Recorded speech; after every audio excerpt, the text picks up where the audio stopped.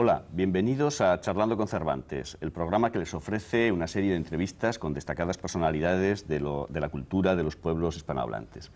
Como siempre, les acompañamos José María Conget, del Instituto Cervantes, y Raquel Chan Rodríguez del City College y el Centro de Graduados de la Universidad de la Ciudad de Nueva York. Tenemos el gusto de presentar hoy día al escritor argentino Ricardo Piglia, novelista, ensayista. Bienvenido, Ricardo, a nuestro programa. Muchas gracias. Y queríamos conversar ahora. Recientemente se te ha otorgado el premio Planeta por tu novela Plata Quemada. Así es. Queríamos que nos conversaras un poco sobre ¿cómo te sientes en relación a recibir el premio? Y también sobre esa novela que acaba de salir en Buenos Aires y no ha llegado acá todavía. ¿Cómo no? Bueno, contento, ¿no? Uno siempre se pone contento cuando recibe un premio y también se pone incómodo porque los premios tienen, digamos, como un funcionamiento que no debe asimilarse a la literatura, ¿no? En el sentido de que la literatura no se organiza por jerarquías estrictas donde hay un libro mejor que otro. La literatura es un lugar mucho más fluido. Los premios estabilizan determinado tipo de jerarquías y entonces el que gana siempre se siente un poco incómodo porque hay muchos otros libros que se presentan al concurso y que seguramente podrían estar junto con uno en el premio. Dicho todo esto, debo decir que estoy muy contento, por supuesto, porque el jurado es un jurado que me ha emocionado, que ese jurado haya otorgado el premio, que estaba Roa Bastos, Mario Benedetti, María Esther de Miguel y Tomás Eloy Martínez. De modo que muy contento. Como sabemos, los premios son formas de impulsar los libros, tienen cada vez más el sentido de abrir a lectores, a un sector más amplio de lectores, ¿no? Por lo menos es el tipo de premios que proponen las editoriales. Me parece que están encaminadas a construir un público nuevo para el escritor, y es lo que está sucediendo con este libro, que se está vendiendo muy bien ahora, por suerte. Y bueno, y la novela se llama Plata Quemada y está basada en un hecho real. Está basada en un hecho mínimo, muy menor de la crónica policial, un hecho que sucedió en 1965, que me impresionó mucho en ese momento, y que yo empecé a escribir en aquel tiempo una primera versión, hice una investigación, y escribí una primera versión en 1970. Y yo tenía, digamos, en el espíritu a Cold Blood, a Sangre Fría, el libro de Truman Capote, algunas experiencias de Hemingway con la no ficción que me interesaban, pero no pude resolverlo en aquel tiempo el libro, y por una serie de azares, como siempre sucede con este tipo de cosas, yo guardé esas carpetas en una caja y las mandé a la casa de mi hermano, que vive fuera de la ciudad, y en una mudanza él me devolvió esas cajas. Y por suerte, los borradores del libro estaban arriba, porque esas cajas uno mira lo primero y después guarda inmediatamente todo, ¿no es cierto? Porque después salen ahí cosas que uno no quiere ya ver, ¿no?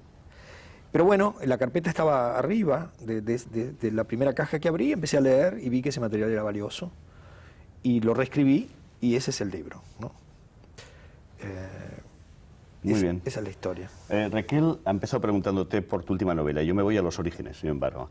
En algunas páginas autobiográficas has dicho tú que lo primero que escribiste fue un diario, que me parece que todavía sigues escribiendo. Así es. Y que en algún momento llegaste a pensar que tú te habías hecho escritor para justificar un diario. También en Ficción y Crítica dices una frase que yo creo que complementa la anterior. Dices que en el fondo quizá todo escritor escribe para saber qué es la literatura. ¿Cómo lo ves ahora con la perspectiva que dan los años? Ese diario, el origen de tu literatura, diario, y haber escrito para saber qué es la literatura. Coméntanos todo esto. Por un lado sigo creyendo que en un sentido he escrito algunos libros para justificar la impertinencia, digamos, de haber empezado a escribir un diario cuando yo no tenía nada para contar, ni era nadie, digamos, que por lo cual se pudiera justificar que yo escribiera ese diario. Entonces, en un sentido, esta especie de chiste sobre que me he convertido en un escritor para hacer posible la lectura de ese diario, sigo sosteniendo que es verdadero eso. Vivo con la ilusión de que esa es la obra de mi vida, ¿no? Vivo con la ilusión de que ese va a ser realmente el libro importante, que al final, por fin voy a terminar por escribir, o que terminará juntamente conmigo, ¿no? Porque los diarios tienen la maldita particularidad de acompañarlo a uno a lo largo de toda su vida y no tienen fin, digamos, ¿no es verdad? Entonces, alrededor de la forma del diario me parece que hay muchas cosas para conversar. Es una forma que a mí me fascina mucho porque tiene la posibilidad de combinar distintos registros, desde experiencias cotidianas hasta reflexiones, fragmentos de historias, microrelatos, ¿no? Por lo tanto, el diario ha sido para mí siempre como un laboratorio que ha influido mucho en la forma de los libros que he escrito, ¿no? Y por otro lado creo que sí, ¿no? Que en un sentido, si uno supiera lo que es la literatura, no sería un escritor, ¿no? En el sentido de si estuviera muy claro en qué consiste. Uno sabe qué es la literatura en relación al resto de los libros que lee, ¿no? Uno se pasa la vida excluyendo e incluyendo libros de la literatura y diciendo esto sí, esto no, esto me parece bien, esto no. Como si tuviera muy seguro el criterio, ¿no es verdad? Pero me parece que en relación a lo mismo que uno escribe, no es la misma forma la que uno utiliza, ¿no? Entonces es evidente que uno escribe para investigar y para tratar de ver si alguna vez llega a poder tener alguna certidumbre, ¿no? Porque me parece que uno se mueve en la incertidumbre plena. Está siempre tratando de ver si logra escribir eso que cree que puede escribir, ¿no? Yeah.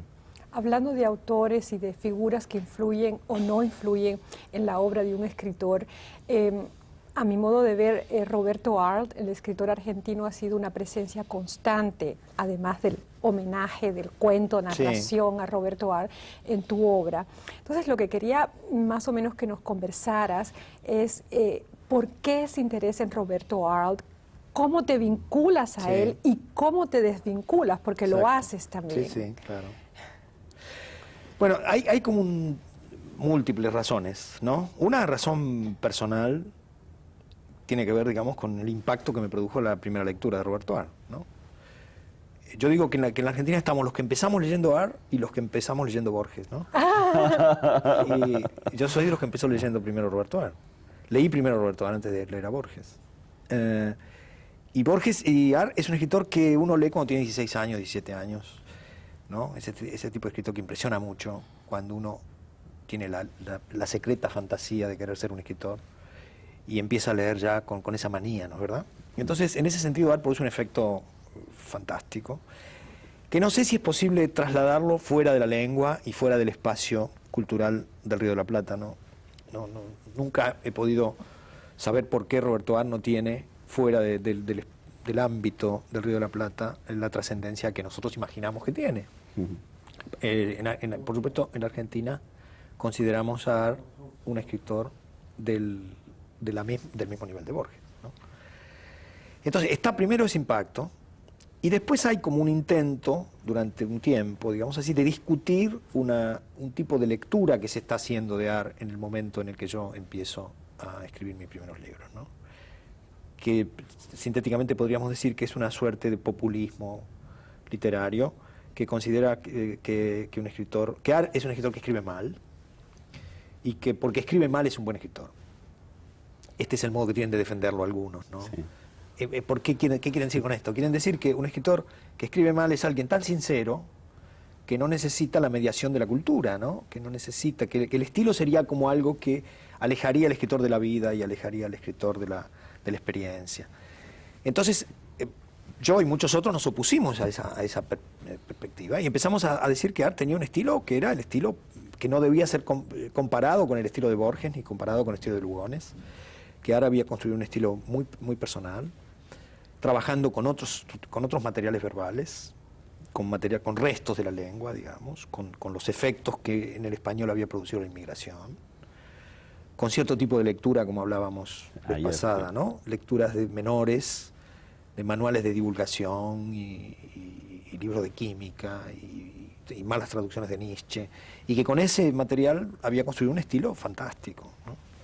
De modo que también hubo una segunda cuestión en relación con Arlt, que es esta lucha por qué quiere decir el estilo y cómo debemos entender el estilo, ¿no? Y todo ese material y todas esas ideas terminaron convirtiéndose en esa novela corta a la que tú hacías referencia, que se llama Homenaje a Roberto Arlt, que tiene digamos, el punto de partida es escribir en la serie de los tantos textos hermosos que se han escrito, cuyo protagonista es un escritor, pero que en este caso el escritor fuera real. Sí. Porque habitualmente uno lee textos de Henry James o de Borges, en fin, donde aparecen escritores muy fascinantes que son inventos del escritor, ¿no? Pierre Menard, en fin. Sí. Entonces a mí pensé, bueno, se podría escribir una ficción donde en lugar de ser un escritor inventado, fuera un escritor real. Y a partir de ese escritor real, inventar una historia. Ese fue, digamos, el punto de partida, ¿no? de ese relato, ¿no? Y en seguimiento de esta pregunta, volviendo un poco a lo que mencionaste al principio de la universalidad de la obra de Borges, de su reconocimiento internacional vis a vis el poco reconocimiento que fuera del Río de la Plata recibe la obra de Arlt, puedes atribuir o se puede atribuir, digamos, a la formación de un canon y el papel tan prominente que tuvo a Martín Fierro, la revista, entonces, mientras que Arlt pertenecía a un grupo más modesto de escritores con recuperación de lo marginal. No sé si es... Sí, exactamente. Y exactamente, ¿no? Siempre hay un enigma alrededor del canon, ¿no es verdad?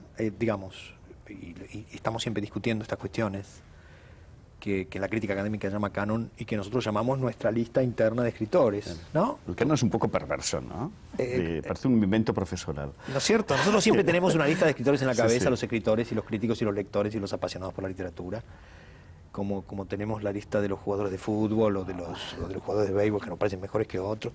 Son listas internas y organizaciones, novelas familiares de escritores que uno establece. Y a veces esas líneas, esas redes, esas genealogías, encuentran un espacio público real y se constituyen así. Y hay una justicia. Yo siempre digo que hay, ¿no? Yo siempre digo que hay escritores que son extraordinarios que a la larga siempre terminan por obtener el reconocimiento que merecen, ¿no? Y que hay muchos casos de que es como en los westerns, ¿no? De que al final Kafka triunfa, digamos, ¿no? que no logran que su obra desaparezca de la literatura. El caso de Arlt, yo no diría que Arlt es un escritor desconocido, es un escritor que tiene un lugar muy fuerte en la literatura argentina y es un escritor considerado en el ámbito de la lengua, digamos.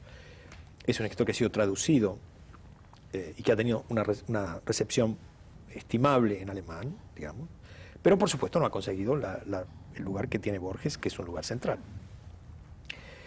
Por un lado estaría la posibilidad de reconstruir la construcción a partir de estas cuestiones, ¿no? De dónde viene Borges y de dónde viene Roberto Arlt. Pero yo creo que hay algo en la obra de Borges que es único y que es extraordinario, que toca el imaginario colectivo, el imaginario universal, contemporáneo, y que en ese sentido Borges es un escritor único y que Arlt no llega ahí, ¿no?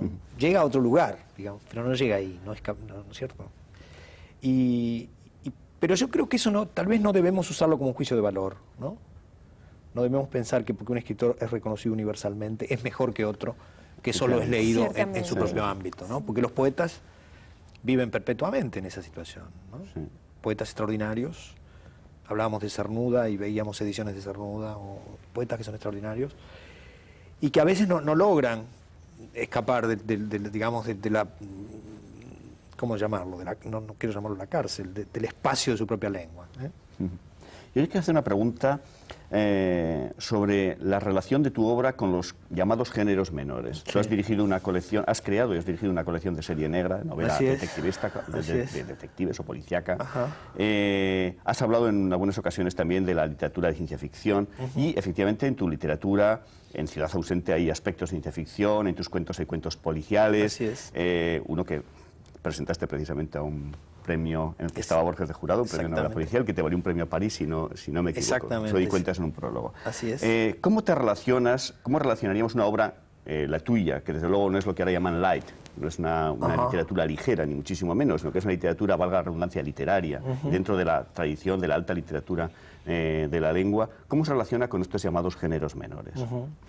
Bueno, yo creo que ese es el tema que se discute hoy, que los novelistas discutimos hoy, yo creo, ¿no? Tenemos épocas en las que discutimos cosas distintas. Me parece que hoy estamos discutiendo esta relación entre la alta cultura y la cultura de masas, y que eso es lo que hoy es más interesante en la discusión de los novelistas. Después está la discusión de los críticos y las discusiones que todos tenemos cuando somos profesores y demás. Pero me parece que los novelistas discutimos este asunto, ¿Cuál es la tensión que se puede establecer entre la tradición de la alta cultura y la cultura popular? Y cuando decimos cultura popular, decimos géneros. Es decir, decimos un relato estereotipado, en el sentido de que repite fórmulas, trabaja con determinado tipo de procedimientos que tienden a la repetición y no al acontecimiento único, ¿no?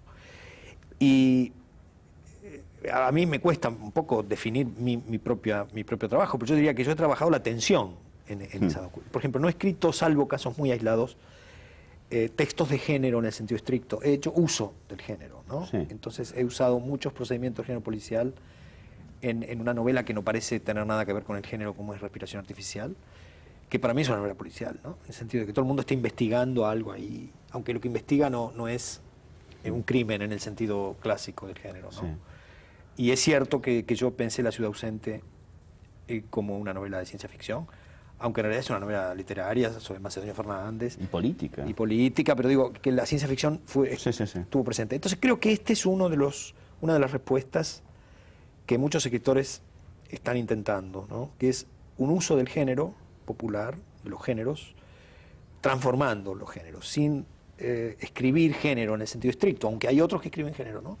Sí. Sino transformaciones, usos fragmentarios, y me parece que mucha literatura contemporánea en lengua española y también en literatura norteamericana, inglesa, está trabajando en esa línea, ¿no? Hablando de lo género popular, permíteme que continúe con esta pregunta. Ayer estábamos hablando de un libro que a mí me parece extraordinario, es tu participación en el libro de cómics. Sí. La Argentina en pedazos, sí. un libro en el que tú escribes una serie de textos que preceden a unas historietas dibujadas por algunos de los grandes de la historieta argentina, Breccia, Padre e Hijo, Reumé, Solana López, etcétera. ¿Cómo entras, cómo participas tú en este proyecto de un cómic culto? Digamos un cómic culto. Bueno, fue para mí una experiencia realmente muy movilizadora, digamos, muy productiva. Y yo estuve en el origen de la revista, que veo que aquí en el Instituto Cervantes está la revista. La revista Fierro. La revista Fierro, que es una revista que fue muy importante y es muy importante en la historia de la cultura popular en la Argentina, digamos. Hecha, dirigida por un escritor y un crítico muy sofisticado que es Juan Sasturain, que también está jugando un poco con las dos culturas, digamos. Y que entonces él me llama para hacer una sección ahí, una sección de literatura argentina, en esta revista de cómics, que es una revista de heavy metal, desde el Fierro. Desde ahí es la idea de hacer una revista, digamos, bueno, y es una revista que leen los chicos, que leen los adolescentes. Y entonces yo ahí uso una estrategia que aprendo en Borges, ¿no? Y que yo creo que es una de las cosas más maravillosas de Borges. Que Borges a cualquier lugar donde iba decía siempre lo que él quería decir, ¿no? Lo llevaban a los programas más extraordinarios de la televisión, más extraños, programas de tango, con unos maniquíes ahí, figuras de cera de viejos cantantes, y él seguía hablando de Stevenson y hablaba, ¿no es cierto? Y hablaba de Dante, y lo llevaban digamos, al Instituto de Literatura Hispanoamericana de la Universidad de Buenos Aires y seguía hablando de Stevenson, o sea, muy bien. Me pareció que era bueno que uno no bajara, digamos, que uno fuera a una revista de cómics y tratara de decir lo que quiere decir sobre la literatura, sin ponerse en una posición paternalista respecto al público, ¿no? Tratando de decir lo que yo hubiera dicho también en una universidad o en otro lugar. Por supuesto, con un estilo ligado a ese espacio dentro del cual estaba. Y la experiencia que tuvimos con la revista y con esa sección fue extraordinaria, porque la revista se leyó muchísimo en los colegios secundarios, y los chicos usaban mucho esa sección para discutir con los profesores de literatura, tendencia de literatura argentina, ¿no? O sea que fue realmente una experiencia muy buena en la línea de lo que ustedes dicen, de cómo un escritor que se supone que es un escritor hiperintelectual y que está en la tradición, digamos así, literaria, digamos, se cruza hacia la zona de la cultura popular, ¿no? Bueno, mencionaste hace un ratito respiración artificial. Creo que hasta ahora, no sé lo que pasará con Plata Quemada, espero lo mejor, pero Respiración Artificial es la novela que te afirma a ti en la Argentina y también en el exterior. Ha sido traducida a varios idiomas, el inglés, el francés, y se ha señalado, los críticos han señalado como un tema recurrente de esa novela, la revisión constante de la historia patria, de la historia argentina, pero es una revisión que tú la haces no únicamente a través de los hechos de la investigación, sino mirando a los textos literarios. Y entonces, poniéndose estos textos en otra posición dentro de la historia argentina. Y claro, bueno, después quería preguntarte tu reacción a este tipo de tema y por qué te obsesiona. Sí. Sí. Al menos yo lo veo así, como una pequeña obsesión. Sí, es una buena ¿no? lectura, ¿no? Y una buena lectura del libro, ¿no? Digamos. La primera respuesta, más de lo que uno puede contestar como escritor, ¿no? Que un escritor no puede interpretar lo que hace, puede decir cómo lo hizo, en última instancia, ¿no? Entonces, ¿qué es lo que yo tenía en la cabeza, como quien dice? Yo tenía Faulkner en la cabeza, pero no el Faulkner de García Márquez o el Faulkner de Rulfo, que están muy bien leídos, que han leído muy bien a Fonetti, que han leído muy bien. No, a mí lo que me fascinaba de Faulkner es que Faulkner trabajaba con la historia norteamericana, trabajaba con la guerra civil y hacía coincidir las historias cotidianas contemporáneas con la presencia de una tradición histórica tan fuerte como era el enfrentamiento del norte con el sur, y construía unos universos narrativos con genealogías múltiples y tradiciones que se cruzaban y que determinaban el presente y que creaban obsesiones. Eso era lo que yo tenía como, digamos, eso es lo que era el perfume, digamos, a partir del cual yo estaba escribiendo el libro, ¿no? Que en última instancia la novela es la historia de una familia. En mis novelas esas historias se pierden un poco, la gente no las percibe a primera vista, porque están llenas de remisiones y de laberintos, ¿no es cierto? Pero en el fondo, si uno mira esa novela descarnadamente, en verdad es la historia muy faulkneriana de una familia que tiene un antepasado que ha sido, digamos, un guerrero, y que ha sido un héroe y un espía también en el siglo XIX, y sus distintos antepasados que conservan los papeles de este hombre, y que es un intelectual. Como sucede en muchas de las novelas de Faulkner, ¿no? Donde muchos de estos héroes épicos son intelectuales, ¿no? En fin. Entonces, me parece que ese es el punto de partida de la cuestión. Si era posible hacer una novela, digamos, que tuviera el pathos de una novela y que al mismo tiempo trabajara con este tipo de problemas. Esa es la primera cuestión. La segunda cuestión es algo que surgió mientras yo escribía el libro, y esto es, como yo se los digo, y es que yo, mientras escribía esa novela, tuve una experiencia como no tuve nunca más. Nunca tuve una experiencia de sentir que estaba escribiendo una novela que estaba funcionando sola de una manera muy notable, ¿no? Y es que yo, mientras escribía el libro, me di cuenta que no tenía que sacar las cosas que estaban saliendo ahí, ¿no? No tenía que pensar, esto no puede ir en una novela.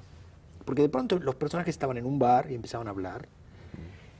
Y lo lógico es que se pusieran a hablar, no sé, de las cosas que hablan en las novelas los personajes. De mujeres o de hombres o de relaciones sentimentales, pero los personajes de este libro se ponían a hablar de tradiciones culturales y se ponían a hablar a discutir sobre Borges, a hacer cosas que en los cafés de Buenos Aires se hacen mucho y yo. Y entonces, la decisión básica que yo tomé es que pese a que ese material podía no ser considerado en un sentido espontáneo y tradicional un material novelístico, yo tomé la decisión de mantener lo que el material narrativo estaba haciendo salir. Y por eso en esa novela se discuten muchas cosas que forman parte de esto que tú llamas, muy bien me parece, una suerte de relectura de la historia argentina a partir de la tradición literaria, ¿no? ¿Hay algo de alter ego en Renzi? Sí. Sí, claro, sí. Irónico, ¿no? Porque yo digo de Renzi que Renzi es lo que yo hubiera querido ser, es decir, alguien que solo le interesa la literatura, ¿no? Que es una tentación que yo tengo siempre y que por supuesto controlo. Bueno, eso me lleva, y si me permites, al comentario de un personaje de Prisión Perpetua, en que dice lo importante es narrar. Ese es. Bueno, ese es un poco, ¿no es cierto? No importa lo que pase, ¿no? Claro, y no importa cómo. Sí, no, por supuesto. La narración es digamos, una cuestión que a mí me. Digamos, yo asocio la escritura con la narración, ¿no? Y me parece que también sobre eso hay cuestiones para discutir. Yo creo que uno narra, pero hay que escribir. Hay algunos que creen que solo la narración importa y que la escritura debe subordinarse a la narración. Y yo, por supuesto, no creo en eso. Creo que no se trata de las historias, sino se trata de cómo están escritas esas historias, obviamente, ¿no? Pero la idea de que la narración es una experiencia cotidiana y que es una experiencia en la que pueden entrar materiales múltiples, fue algo que a mí me liberó de poéticas un poco más cerradas de las que yo venía, ¿no? Yo soy un hombre muy formado por la literatura norteamericana, que durante años leí Hemingway, Fitzgerald, en fin. Y en un momento determinado empecé a sentir que era bueno abrir un poco esa tradición. Y me parece que abrir quiere decir darse cuenta que se puede narrar, que hay muchas cosas que se pueden narrar y que no parecen ser material narrativo en el sentido tradicional, ¿no? Que en el fondo todo se puede narrar. Se puede narrar una historia de amor, pero también se puede narrar una idea. La pasión de una idea, ¿no? La pasión de la lectura, la pasión de la escribir. lectura, ¿no es cierto? Y que la gente muere por esas cosas también, ¿no? La gente muere también por esas pasiones, como muere por las historias de amor, como todos sufrimos por las historias cotidianas. También sufrimos por pasiones intelectuales y por tensiones y por libros, y también somos capaces de enfrentarnos con alguien porque le gusta un libro que a nosotros nos parece horrible, ¿no? Y entonces los personajes míos funcionan un poco de esa manera, Sí. ¿no? Por lo menos en esos libros. ¿Sí? No nos queda mucho tiempo, pero yo quería hablar del cine, muy brevemente. ¿Cómo no? Parece que vas a tener como 1 minuto y medio para responder. Yo creo que el cine forma parte de tu formación, como forma parte de toda la formación de nuestra generación. Tú has hecho, ayer me decías que has escrito algunos guiones, el último para el director Héctor Babenco, y además tú has dicho has publicado algunas reflexiones sobre el cine muy interesantes. Por ejemplo, dices que el cine te parece que equivale un poco a lo que en literatura sería el folletín o la narrativa del siglo XIX. ¿Cómo ves esto? Dinos un minuto, no sé si Bueno, pero el cine siempre obliga a ir rápido, ¿no? Sí. No, por un lado yo digo que la novela era el gran género popular del siglo XIX, que la gente leía novelas para mejorar su vida y para entretenerse y salir un poco del tedio cotidiano y para ver pasiones que funcionaban, y que la novela como género era popular y que eso se ha perdido, que hoy hay novelistas populares, pero el género como tal ha sido sustituido por el cine, por la narración cinematográfica, y que la gente va ahí a buscar la narración. Y que un guionista funciona como un folletinista del siglo XIX, ¿no? Es alguien que escribe por encargo, Sí. ¿no? Por dinero, una historia que es de él y no es de él, porque uno escribe un guión y después es el director el que en realidad lo filma. Y también esa fue una experiencia que me interesó hacer, digamos, y que fue muy interesante hacerlo con Babenco, y fue una experiencia de relación con la cultura de masas. Y que dejaremos para una próxima entrevista. Muchas gracias, Ricardo, por acompañarnos. Muchas gracias a ustedes. Y a nosotros nos queda más que desear que estén de nuevo charlando con Cervantes con nosotros en el próximo programa. Hasta entonces.